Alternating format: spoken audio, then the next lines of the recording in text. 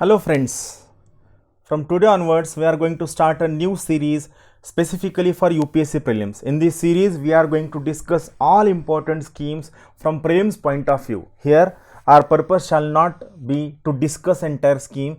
Here we will be studying the most important features of the scheme, where questions could be asked, where you will have a hint how to solve that particular scheme, or I will try to give a proper analytical perspective of that particular scheme along with few important definitions. So welcome you all for this very important series on government schemes, where definitely every time you will get minimum 20 to 25 questions in every year's prelims examination. So welcome you all. First scheme, in today we are going to start about the schemes related to Ministry of Tribal Affairs, right? This is first topic of our scheme, Ministry of Tribal Affairs.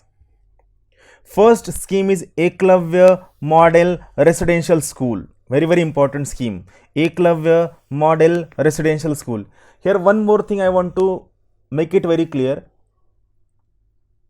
I will be repeating the lines, I will be repeating the sentences. It is not a kind of teaching of the schemes. Here main purpose shall be to make you mug up those schemes, to make you read that scheme, listen that scheme time and again. It will help you to build your listening capacity, and it will help you in memorizing the things. So I will be repeating every point at least 1, 2 or 3 times. So first scheme is Eklavya Model Residential School scheme. What is the objective of the scheme? To provide quality middle and high level education. Remember, this is purpose, middle and high level education for scheduled tribes in remote areas. Second important objective is to enable them to get reservation. It is not about providing reservation, it is about enabling them to get reservation in various professional and educational courses and various private and government jobs. Here point from prelims which you should remember. Every prelims point I will be marking with the green marker. So here you have to remember, here this private is a part of very important from prelims point of view. Second, the word important is enabling them, it is not about providing education. Third, access to best quality education is the most important objective of Eklavya scheme. What are the features? It provides boarding and lodging facility. It is at par it is online with the Jawahar Navodaya Vidyalaya scheme, which were started by our ex-late Prime Minister Rajiv Gandhi ji. Facilities are being provided for preserving local art and culture. This is second important objective of this scheme, and providing sports and skill development. So boarding facility, lodging facility, protection and preservation of local art and culture, sports and skill development. This entire school shall come under an autonomous society which shall be headed by, or which shall come under Ministry of Tribal Affairs. It shall be similar to Navodaya Vidyalaya Samiti. It shall be an autonomous society. Now, what is the provision? All blocks, like all talukas with more than 50% ST population or at least 20,000 tribal population shall have Eklavya Model Residential School by 2022. Along with these things, 12 Eklavya Model Day Boarding School shall be started, where students are not expected to live at that place in the night. They have to come in the daytime, they have to attend the school, they have to attend all the facility, food and everything shall be provided, and by the evening time they have to leave the school. So it shall be a day boarding school. 12 day boarding school shall be started. This is the first scheme. Second, Vanbandhu Kalyan Yojana. I repeat once again, second one is Vanbandhu Kalyan Yojana. What it says? Objectives of Vanbandhu Kalyan Yojana are to provide quality of life, to provide quality of education, to provide qualitative and sustainable employment. Fourth, bridging infrastructure gap especially in rural and tribal areas. And last one, to provide, to protect and to promote tribal culture and heritage. Remember this scheme, it is Vanbandhu Kalyan Yojana. This scheme is a kind of umbrella scheme which tries to cover every aspect of tribal life. It covers life, it covers education, it covers employment, it covers infrastructure, and it also covers the tribal culture and heritage. What are the features of this scheme? Basically, is a central sector scheme. It covers all tribal peoples across the country. It is not applicable to a particular region or particular sector. It aims at convergence approach of all tribal scheme. It aims at that all other tribal schemes should be converged at one place to fulfill all the objectives of this particular scheme. So the name of this scheme is Vanbandhu Kalyan Yojana scheme. Now, third very important scheme is related with the economic aspect of tribal. This is scheme related with the minor forest produce. What is minor forest produce? We will see in next few slides.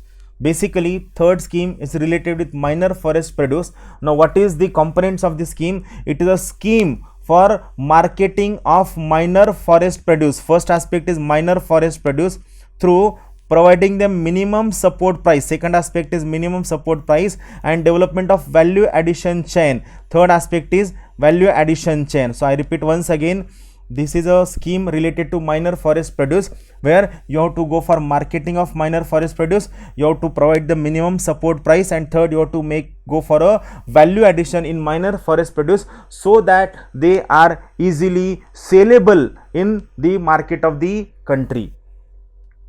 Now, here are certain important factual data.